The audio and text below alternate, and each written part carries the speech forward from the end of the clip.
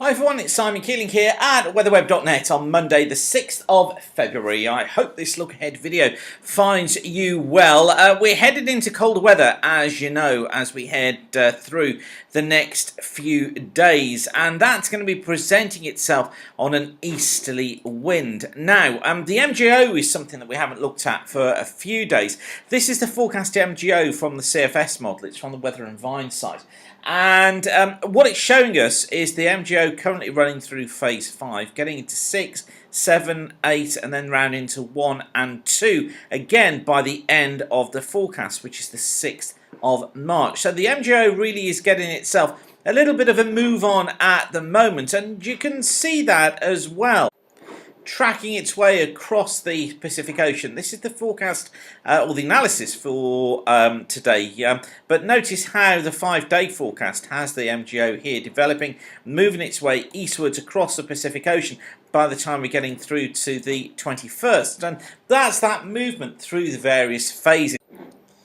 Now the ECMWF also has the same ideas, as does the BOM. This is the Bureau of Meteorology in Australia. Their forecast from the 2nd of February going through into the middle part of March. It's the green line we're interested in here. You see it go through phases 5, 6, 7, 8, back into 1 and 2 before it becomes a weak feature as we head into the early part of March.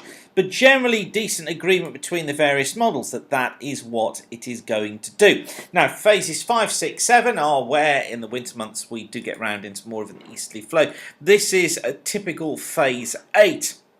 And you see here, high pressure up towards the north, lower than average heights down towards the south, and there is east to northeasterly flow during phase 8. So phase 8 showing itself on the Bureau of Meteorology charts at around about. Now, of course, you do have to treat these days with caution, but it's shown itself around about the 16th of the month.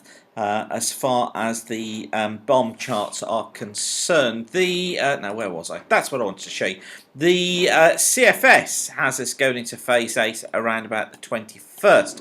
So a discrepancy in the dates there, but not in what the actual weather regime is in that pattern.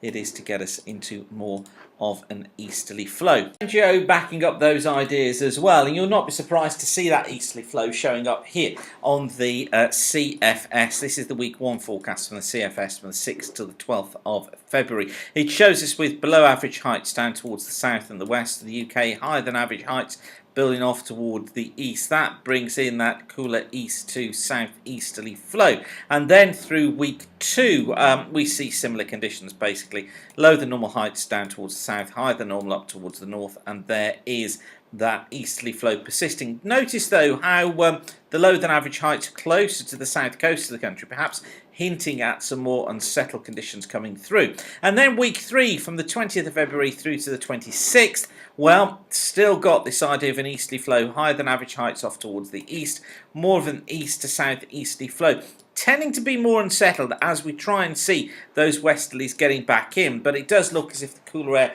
does just want to persist. And then between the 27th of February and the 5th of March, higher than average heights get squeezed up towards the north, lower than average across the Atlantic, and hints of just trying to get itself back into more of a westerly around about that period. Now, I'd buy that idea. I do think it looks fairly reasonable to expect that by the end of the month or into the very early stages of March, we may well be seeing a westerly flow trying to get back in. It may bring some milder weather in for a time, but I don't think it's going to be lasting all that long. Now, we've got the latest run of the ECMWF 46-day model coming through late this evening into the early hours of the morning, so it'll be interesting to see what that has in store for us tomorrow in terms of getting into the early part of March. Of course, I'll keep you updated throughout here at weatherweb.net.